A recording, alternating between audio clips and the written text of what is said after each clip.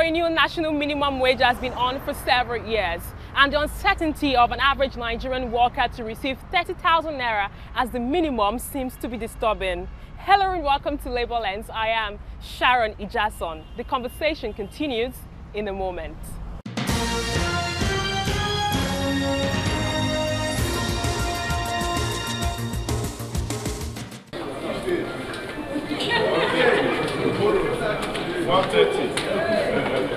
The battle line is drawn between organized labor and government over agitations for a reviewed minimum wage for workers. While labor believes economic realities have made an upward review of wages inevitable, the government says it is more concerned about sustaining heavier recurrent expenditure. When President Muhammadu Buhari disclosed his plan to float a technical committee before federal lawmakers in December, Labour kicked, describing it as a tactical way to further delay the process, leading to implementation of a new wage. Weeks down the line, President Buhari has inaugurated that committee with a mandate to come up with sustainable sources of funding and plans for implementation. But Labour says it is not disturbed by the mandate of the committee, since it is far from being a negotiation panel. We are not members of the committee. The committee is not a negotiating machinery. My only surprise is that I've heard that among the terms is to look for fund. If it's to look for fund, we should not tell government how to look for funds. I think the most sacrosanct thing for us right now is waiting and watching to keep that the government keeps faith with the agreement reached that the bill will be transmitted on or before 23rd of this month. Experts are also dissecting the seeming face-off between the government and organized labor over the proposed minimum wage. Other workers bear their opinion as to how the Rewane-led advisory committee will approach its task. What the labor are fighting for is their rights, in the sense that, Nigeria, the way Nigeria is today, that minimum is even too small.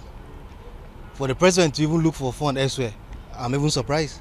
What President Buhari did towards the concept of the minimum wage is a welcome development, and it is the right step towards the right direction on the 30,000. I'm fully in support of the committee because he's not a fool. He knows they are capable of delivering. That is why he set up that committee. Nigeria ranks among the lowest paid workers in sub-Saharan Africa. It is in that category with the likes of Burkina Faso, Burundi, Chad, Ethiopia, and Kenya. Ghana, Senegal, Lesotho, Swaziland, Democratic Republic of Congo, and Zambia are on the table of lower middle-income economies. For now, the Nigerian government has been able to prevail on labor to suspend its planned nationwide strike, with a timeline for the delivery of the bill to the parliament in Abuja.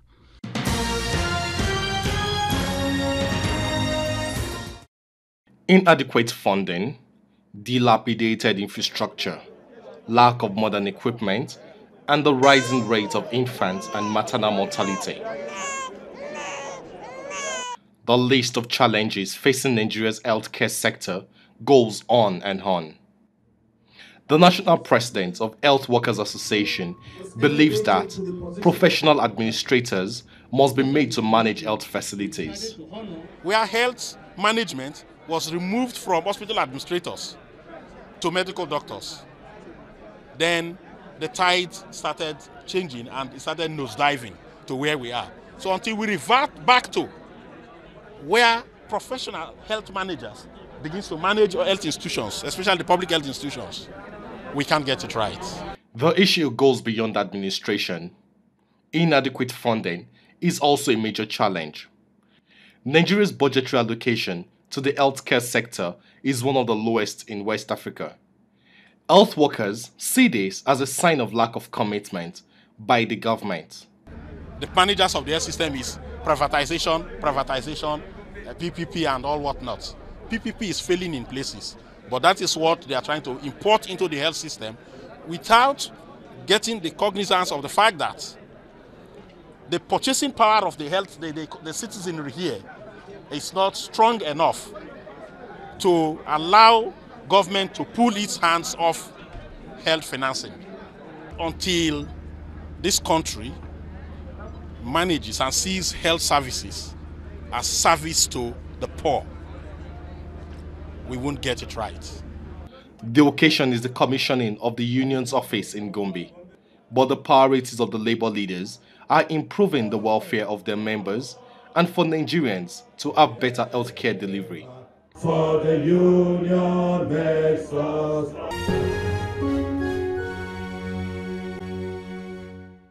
The Joint Health Sector Union has announced that it will resume its suspended industrial action on Thursday, 31st, 2019. In a letter addressed to the Minister of Labour and Employment, Dr. Chris Ngige, the group said it was resuming the strike following the failure of the federal government to address and resolve the issues it raised earlier. The Joint Health Sector Union suspended our industrial action on May 30th, 2018. JOESU's demands are the upward adjustment of CONEN's salary structure, unjust withholding of the salaries of JOESU members for the month of April and May 2018, headship of hospitals departments, not promotion of members of CONES 1415 as directors in some federal health institution, and implementation of consultancy cadre for members.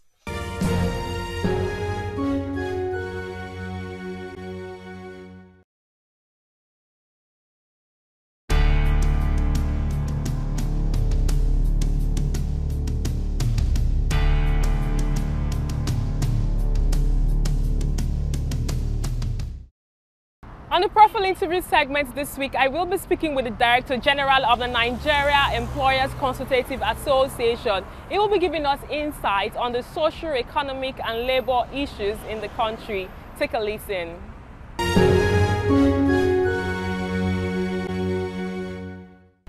It's good to have you on the program. Same here. And congratulations on your appointment as the new DG of NECA. Thank you very much. A lot is happening in the labor space, in the workspace, and we also know that when you talk about the work industry, we talk about government, we talk about NECA, then we talk about the workers' union. Yes. Top of the moment right now is the issue of minimum wage. Absolutely. And we know that Nigerian workers deserve more than 18,000 naira according to what the indices on ground. With the indices on ground also right now, there's every possibility that Nigerian workers won't have a new national minimum wage.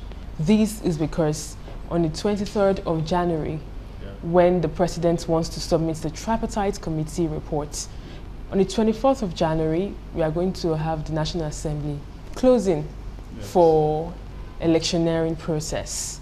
What's your take on this? Well, thank you for the congratulatory message and the good wishes. I appreciate that. With regards to the national minimum wage, whether it is deserved or not is another issue for discussion. But like I usually tell whoever cares to listen, there's also the issue of morality. 18,000 naira is simply not a living wage, to say the least. Having agreed at the tripartite committee on minimum wage setting to pay 30,000 naira, which we believe is fair and still not convenient by the responses of the state governments. One expects that by now we will have gone beyond the issue of transmitting a bill to the National Assembly, and National Assembly will have done due diligence. And as recommended or proposed by private sector, the implementation date will have started from 1st of January 2019. But it remains to be seen when the implementation date will even be. Because, like you rightly said, the bill has not been transmitted, not to talk of the National Assembly sitting on it. And who knows, with the political in the air, how long it's going to take the National Assembly.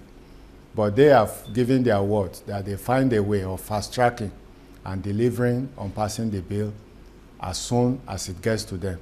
And we have no doubt that they will do exactly that.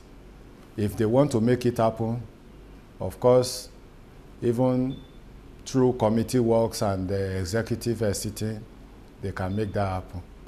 Okay, moving forward and also talking about the issue of the minimum wage. Some few weeks ago, we had organized labor holding mass rallies across the country. What happens if organized labor decides to go on a strike? If the indices does not change, if the National Assembly does not expedite the enactment of a new national minimum wage, how will this affect the employer? How much does Nigeria lose when we decide to go on industrial action? In fact, the concern of the organized business in the private sector all along had been to avert the threat of strike, or even the strike taking place in the first instance. There was a 3-day warning strike late last year, which had devastating effect on businesses. And billions of naira was lost by business concerns. Organized businesses are yet to recover from the effect of just 3 days warning strike. And that was why we worked hard in cooperation with organized labor to avert the last threat of strike. There is no gainsaying that the effect will be devastating, especially on organized businesses. It is what they produce, that they sell, that they go to the bank with, and that they use in sustaining continued employment of the masses of Nigerians that are in their employment. Unlike government agencies that have a budgetary appropriation or provisions to support their expenditure profile, organized businesses do not have that.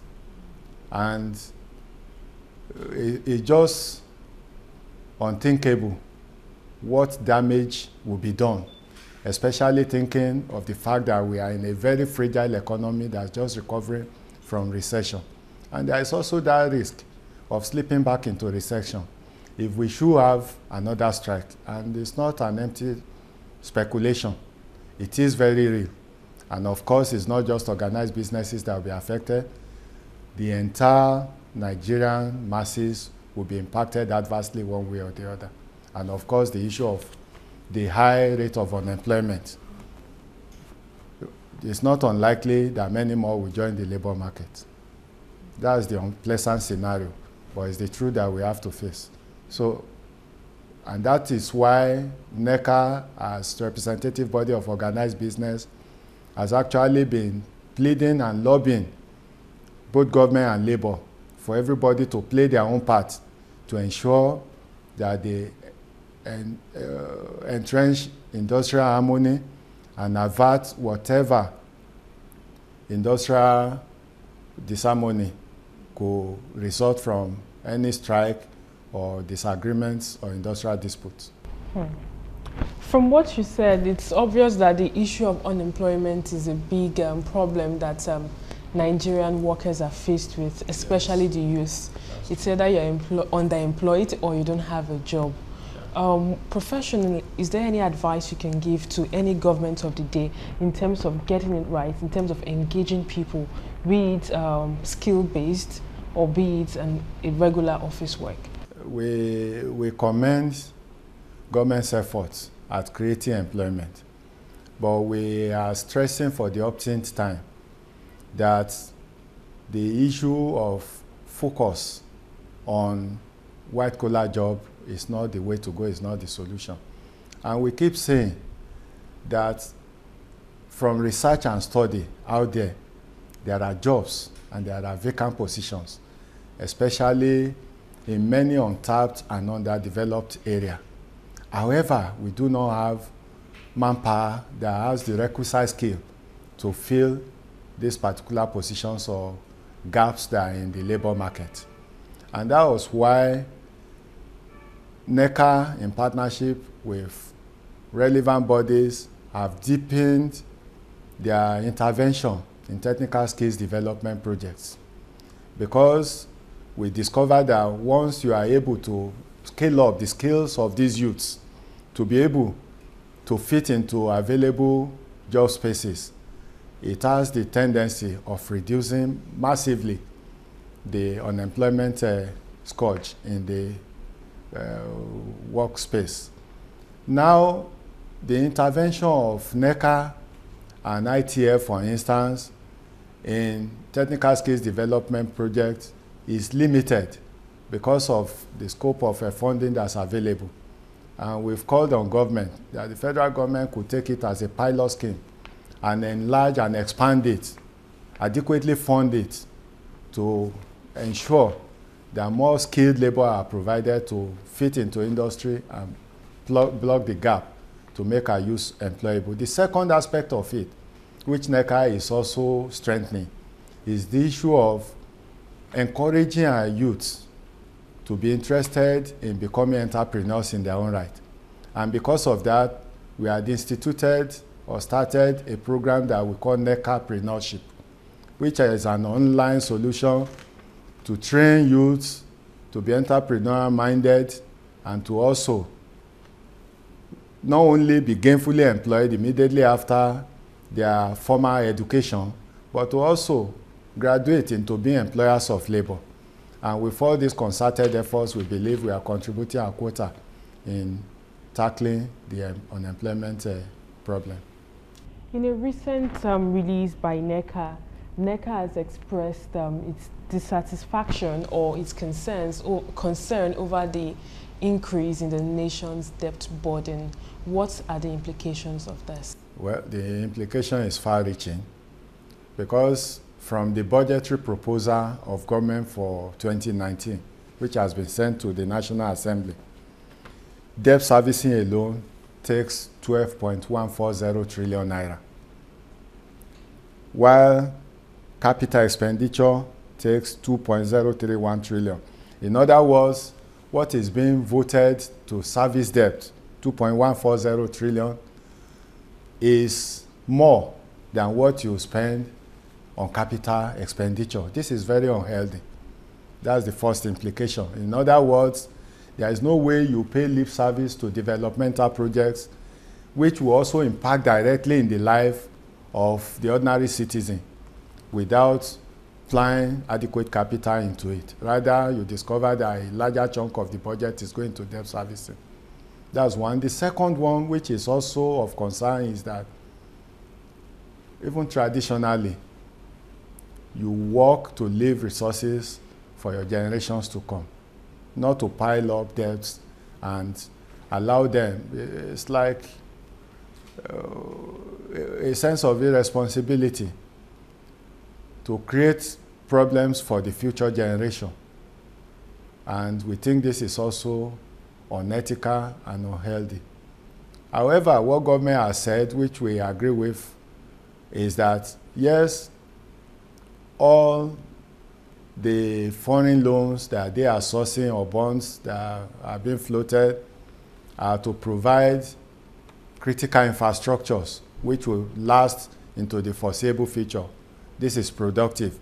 However, we want to encourage government not to deepen the debt profile further, rather to work towards exiting most of these debts, at least for the benefit of the future generation. And on what we can do, specifically as a government of Nigeria, to make things work, especially with regards to issue of recurrent expenditure.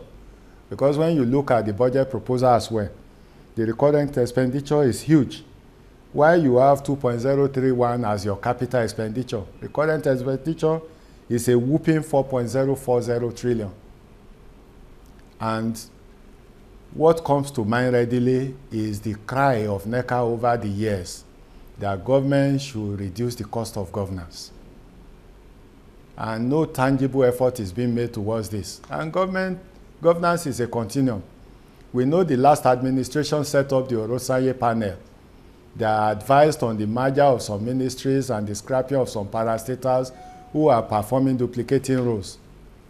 And this has the potential of cutting massively on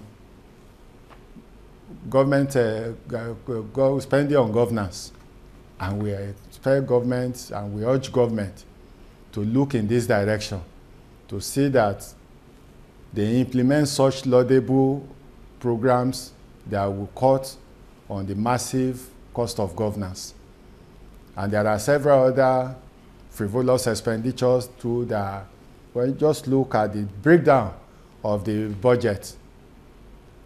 You see frivolous expenditures that are just untenable and cannot be explained.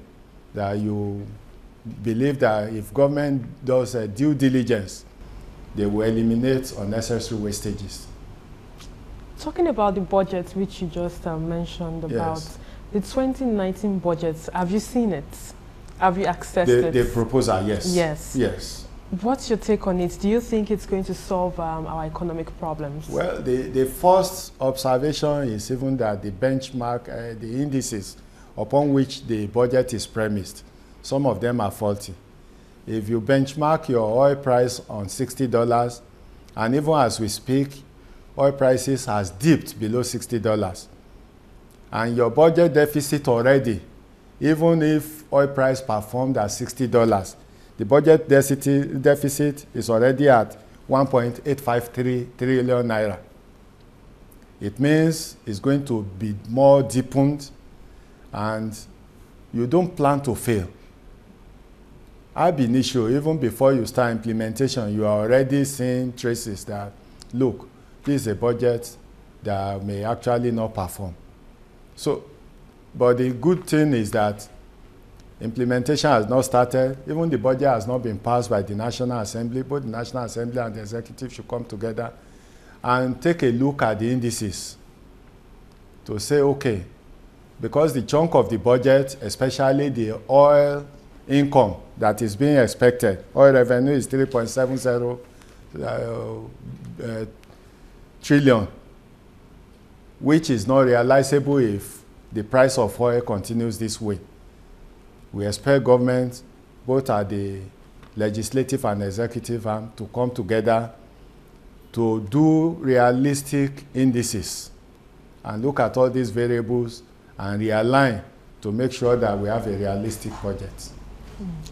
From a technical perspective, if we agree that there is a downward turn in terms of the performance of the oil produce, which Yes. Nigeria is actually dependent on, is there any advice you can give in terms of diversification? Well, government is actually trying with regards to diversification. But Even what would you be expecting from states? Because most states are really dependent on the federal government allocation. I'm coming to that. Just like government has done well with its diversification and intensified agricultural revolution, we expect states to key into it. Some states have keyed into it. Many youths are gainfully employed in agricultural ventures, and agric is just one aspect of avenues for non-oil revenue. There are several other aspects. Yes, Nigeria Custom and FIRS are doing well with raking of revenue, but what of actually the real sector of the economy? What is government actually doing to help the real sector of the economy to contribute significantly to the GDP? And apart from that, other non-oil sector like mining, for instance, we have huge potential in mining. Government should invest massively in mining. And one way they can do it is to deregulate, devolve responsibilities to the states. I know this may be a constitutional issue, but government, if government summons the political will to get this done, it's possible. Allow states to have active role, and that will solve the issue of every month you are capping hands going to Abuja to collect allocations from federal purse, rather than being a contributor to the purse itself. And this also brings us to the issue of true federalism, where every arms of every level of government, including the local government, is expected to play their role. And that also takes us to the issue of devolution of power, so that power is not only concentrated at the center, everybody has roles. And my advice is that we take a second look at our constitution and implementation of it before the advent of military in 1966, and see how our governance structure was, how every region were performing their roles, and we were in sync with good tenets of governance, and everybody was happy and contributing to the economy. And I think we should go back. If you discover that your present is not favorable, you cannot continue to do the same thing and expect a different result. We should take a look, what were those things we were doing right under our system before 1966, which we should imbibe. Finally, I have this special concern in terms of safety in workplaces. Yeah. I know that NECA has a plan towards ensuring that employers of labor actually meet up in terms of compensation. What more do you have in line, 2019 and beyond? As you are aware, NECA, in partnership with Nigeria Social Insurance Trust Fund, had started some years back a project that we call SWEEP. It's a safety in workplace initiative that encourages organized businesses in the private sector to embrace the culture of safety for the benefit of their workers and visitors to the workplace. And what do? Specifically, we reward excellence in safety, those who have embraced safety culture. There are instances when we've given ambulances to also show up their safety practices.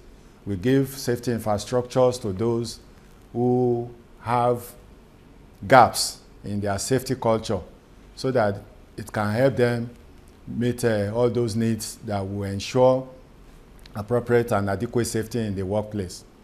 And we've also organized training programs to train safety officers and workers with functions that is related to safety and hygiene in the workplace. And these are our contributions to ensuring that we inculcate that culture of safety and hygiene in the workplace. And this is not a one-off event. It is what we do every year, and we intend to deepen it this year. Starting with what we usually do, we conduct safety audit to find out the state of safety in our different workplaces. Then it gives us the opportunity to have insight into the position and what to do to help this world of work to actually improve on their safety. We will intensify and continue with that.